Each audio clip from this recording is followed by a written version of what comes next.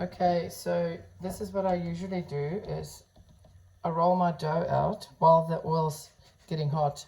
Usually when I have about, I don't know, 9, 10, 12 dozen, I will have 4 dozen ready to go. And start my oil after I've got those dozen ready. And then as the oil or the Koeksisters is in the oil to get ready, I roll out dough and I make more. But today I only have 3 dozen, so I didn't do any of that. I just started as the oil was heating. The oil mustn't be too hot or too cold. I usually put it just about, I don't know, I have a way of just looking and seeing that it doesn't brown too quickly. And I put about, my pot's enough to take 12. So I have, closest to you, I have where I roll my dough out. Then I just plait my Koeksisters over second.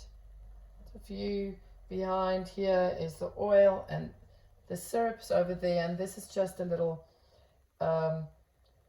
tray that it drips into so that you don't have too much or the syrup in the storage container that you put it in. So this is just how it works for me. People can do it differently, but I have this little production line that I do because I've done it so many times since I've been in Australia. And my Koeksisters seem to come out really crunchy and syrupy. And I keep it in the freezer. That's really, really important to keep it in the freezer to just before you want to use it, else it goes pop, as they would say, and not nice. So while I'm doing this, my oil is probably, I'm going to taste my oil just with a little, yep, it looks ready. It comes immediately up and it's cooking. So I'm going to put my Koeksisters in. I usually make the smaller ones and not the big ones because I don't like too much at one go. 1, 2, 3, 4, 5, 6, 7, 8, 9, 10, 11, 12. And the thickness of the dough is, I don't know, probably about 1/2 centimeter to 1 centimeter. And that's the best for it to come out nice and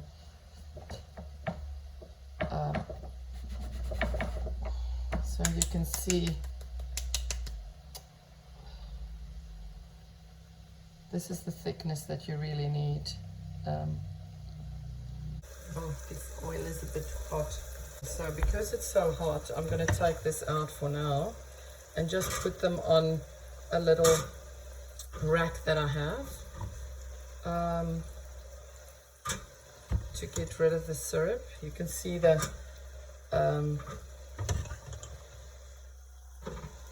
lemon and the ginger in there. I took the aniseed out because I don't want it too much into the syrup. Okay, so this is quite hot.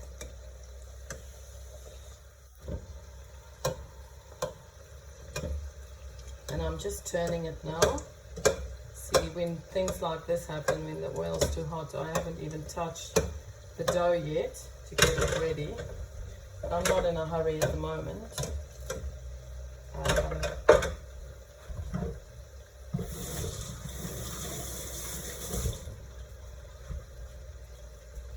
Washing my hands.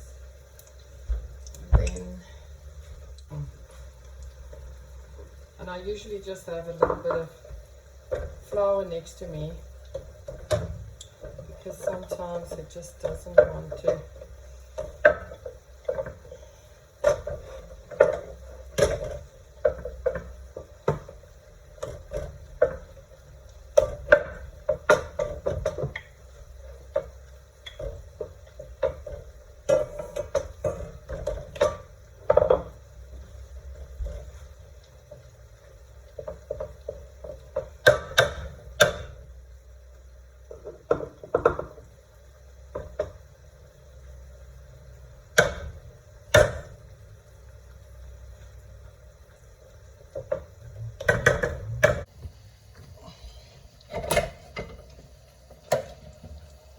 I just take it out 2 at a time, dunk it, keep it down until I get these 2 out, dunk it, keep it down.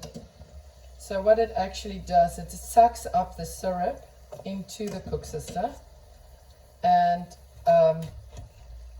it doesn't suck up the air, and that's what you want. That's sucking up the syrup is really, really important, because that's how you get the syrup inside the Koeksister.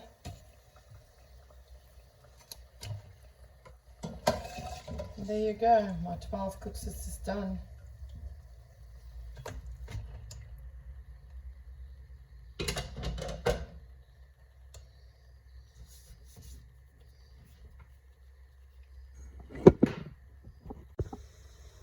Just one last bit. This is what happens if it's not nice and squeezed together. But look at that, it's nice, and you can see the syrup in there. It's nice, and it's really crunchy. I have to break it, and it's really nice crunchy Koeksisters with syrup inside.